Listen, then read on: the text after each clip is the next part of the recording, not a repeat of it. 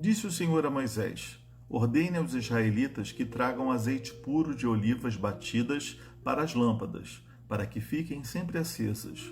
Na tenda do encontro, do lado de fora do véu que esconde as tábuas da aliança, Arão manterá as lâmpadas continuamente acesas diante do Senhor, desde o entardecer até a manhã seguinte. Este é um decreto perpétuo para as suas gerações. Mantenha sempre em ordem as lâmpadas no candelabro de ouro puro perante o Senhor. Apanhe da melhor farinha e asse 12 pães, usando 2 jarros para cada pão. Coloque-os em 2 fileiras, com 6 pães em cada uma, sobre a mesa de ouro puro perante o Senhor. Junto a cada fileira, coloque um pouco de incenso puro como porção memorial para representar o pão e ser uma oferta ao Senhor preparada no fogo. Esses pães serão colocados regularmente perante o Senhor cada sábado, em nome dos israelitas, como aliança perpétua. Pertencem a Arão e a seus descendentes, que os comerão no lugar sagrado, porque é parte santíssima de sua porção regular das ofertas dedicadas ao Senhor, preparadas no fogo. É decreto perpétuo. Aconteceu que o filho de uma israelita com um egípcio saiu e foi para o meio dos israelitas. Do acampamento houve uma briga entre ele e um israelita. O filho da israelita blasfemou o nome com uma maldição. Então o levaram a Moisés. O nome de sua mãe era Selomite, filha de Dibre, da tribo de Dan. Deixaram-no preso até que a vontade do Senhor lhes fosse declarada. Então o Senhor disse a Moisés: leve o que blasfemou para fora do acampamento.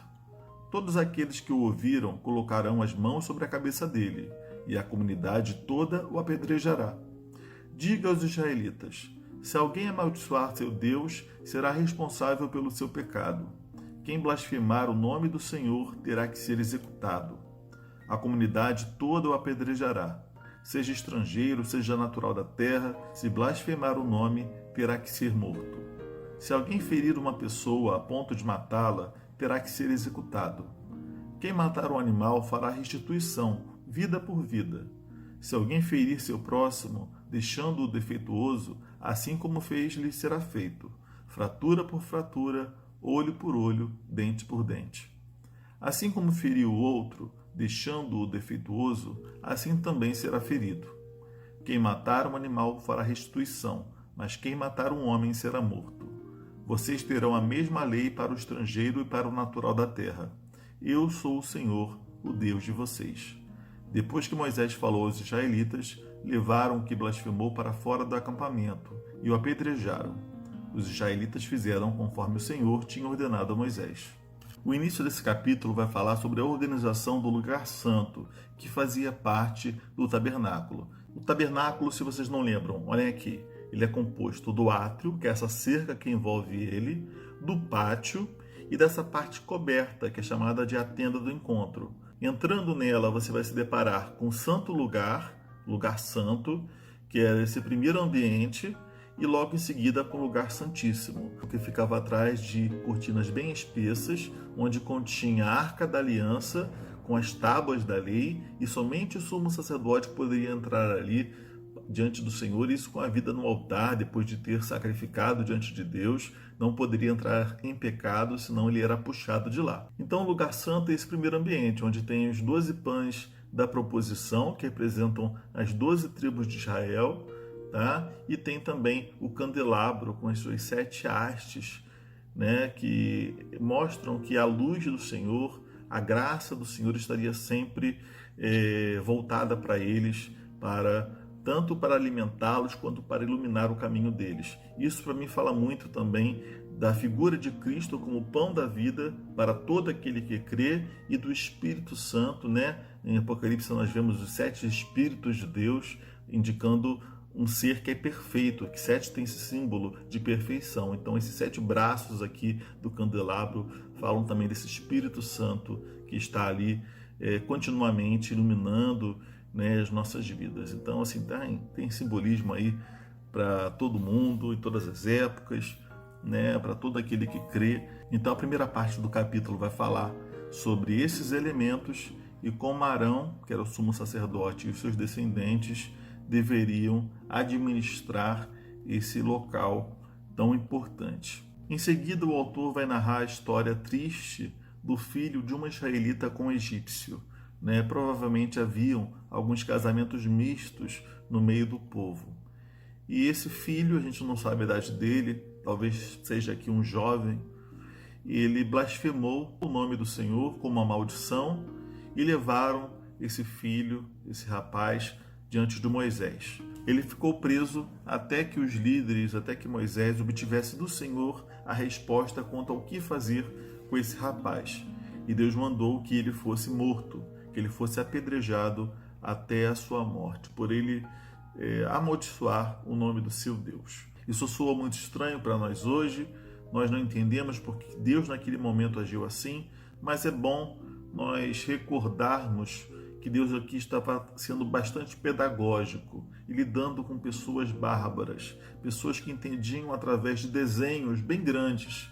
Então, naquele contexto onde Deus já havia se manifestado de várias formas, onde Deus exigia, inclusive dos líderes, uma postura exemplar, onde Deus estava ensinando sobre pecado, sobre expiação de pecados, era inadmissível que alguém se rebelasse contra o Senhor. E isso para o próprio bem do povo. É claro que muitos anos depois, Jesus vai condenar qualquer tipo de apedrejamento, qualquer tipo de execução sumária de quem quer que seja. Porém, naquele contexto não deveria haver brecha, porque a identidade do povo estava sendo formada. A religiosidade do povo estava sendo formada. Para o próprio bem do povo, eles deveriam ver de forma bem clara não só as misericórdias de Deus, o amor de Deus guardando a vida deles, protegendo a vida deles, libertando eles, mas também o juízo de Deus, o fogo consumidor que Deus era. Isso tudo eram formas de Deus ensinar para eles sobre si e sobre reverência e submissão. E nesse mesmo contexto, Deus vai instruí-los como agir em situações parecidas, em situações de delitos, situações onde o direito de alguém é ameaçado ou é suprimido. E nós vemos aqui a chamada lei de Talião, que é o olho por olho, dente por dente. Pode parecer muito arcaico esse tipo de lei, o olho por olho, dente por dente, que nada mais é do que você roubou, você vai pagar dando aquele bem que você roubou. Você quebrou o braço de alguém, o seu braço vai ser quebrado. Você matou alguém, você vai ser morto. Pode parecer para nós hoje algo muito arcaico, mas para aquele contexto era um início de lei e de ordem. E foi muito importante eles terem uma lei, algo a seguir, do que não ter nada. Então Deus vai deixar bem claro aqui o que era punível de morte, o que era punido com uma retratação igual e proporcional ao que fosse cometido, ao delito que fosse cometido. Porém, essa lei era provisória, era uma lei civil para preservar a vida e preservar princípios. Porém, em Jesus nós já vemos que o discurso muda. Jesus diz que agora não valeria mais o olho por olho, dente por dente, mas deveríamos ser perdoadores, compassivos, caminhar a segunda milha. Se pedissem a nossa capa, nós dávamos duas, dávamos tudo. Se nos batessem numa face, daríamos a outra. Então muda. A tônica aqui não é mais formar um povo do zero, não era mais dar leis mínimas para um povo que era bárbaro, que era escravo, que não sabia como se comportar. Nós, cristãos, somos chamados a agir com graça, com misericórdia, com amor, perdoando, caminhando e deixando que esse amor de Deus possa tocar o coração das pessoas. Então, vamos contextualizar, ok? Naquele primeiro momento, era uma lei civil necessária, uma lei também que apontava para realidades espirituais de pessoas que estavam tendo a sua espiritualidade, religiosidade formada. E aqui, já no Novo Testamento, nessa nova dispensação, na nossa era da igreja, nós somos chamados a oferecer a outra face, a caminhar a segunda milha, a perdoar os que nos ofenderam. Então é outra lei, é outra coisa. E é isso aí. Deus abençoe a vida de vocês e até a próxima.